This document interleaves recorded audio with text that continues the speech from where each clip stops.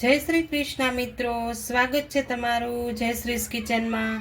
તો આજે આપણે રેસીપી શેર કરશું તીખારી દહીંની, જે આપણે વઘારેલું દહીં કહેવામાં આવે છે તે।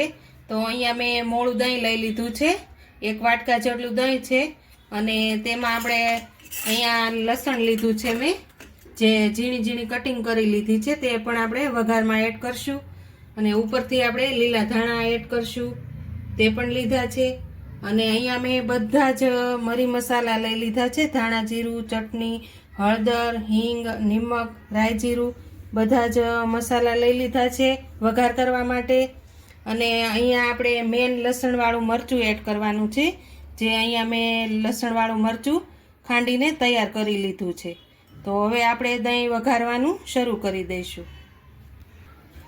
તો અહીંયા મેં એક પેન મૂકી દીધું છે, આપણે તેમાં 2 મોટી ચમચી જેટલું તેલ એડ કરશું। દહીં વઘારવામાં આપણે તેલનું પ્રમાણ થોડુંક વધારે જોશે, તો ખૂબ જ સરસ સ્વાદ આવશે।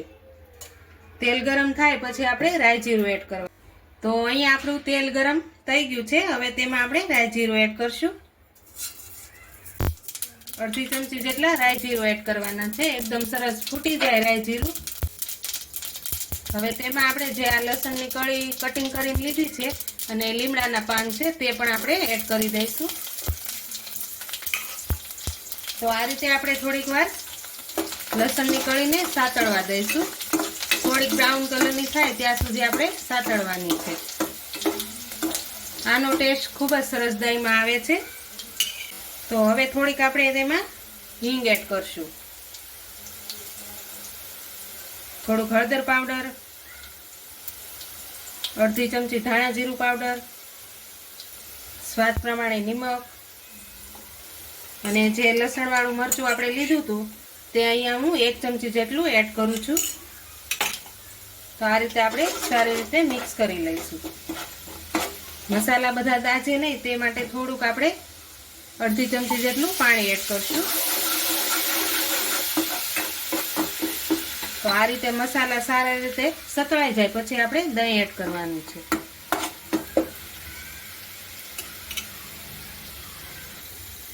તો અહીંયા આપણે મસાલો એકદમ સરસ રીતે સતળાઈ ગયો છે, હવે આપણે તેમાં દહીં એડ કરી દઈશું। દહીં એડ કરીએ ને ત્યારે ગેસ થોડોક ધીમો કરી નાખવાનો છે। હવે તેમાં આપણે ચપટી જેટલી ખાંડ એડ કરશું, જેથી સ્વાદ ખૂબ જ સરસ આવશે।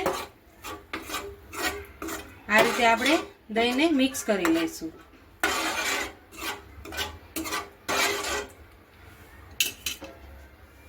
બે મિનિટ જેવું આપણે ઉકળવા દઈશું। તો અહીંયા આપણી દહીંની તીખારી એકદમ સરસ રીતે બની ગઈ છે, હવે આપણે તેને ગેસ બંધ કરી દઈશું। તો તમે પણ જો આ રીતે ઘરે જરૂરથી ટ્રાય કરજો, એકદમ સહેલી રીત છે બનાવવામાં અને ખાવામાં પણ ખૂબ જ સરસ ટેસ્ટ આવે છે। હવે આપણે ઉપરથી લીલા ધાણા એડ કરી દઈશું।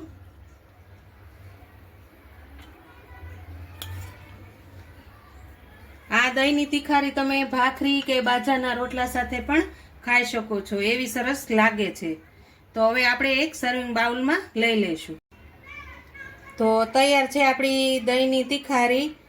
તો તમને જો મારો આ વિડીયો પસંદ આવ્યો હોય તો લાઈક કરજો, વધુમાં વધુ શેર કરજો, ને હજુ સુધી મારી ચેનલને સબસ્ક્રાઈબ ન કરી હોય તો પ્લીઝ સબસ્ક્રાઈબ કરી દેજો, ને કોમેન્ટ કરીને કહેજો કે તમને મારી દહીંની તીખારી કેવી લાગી।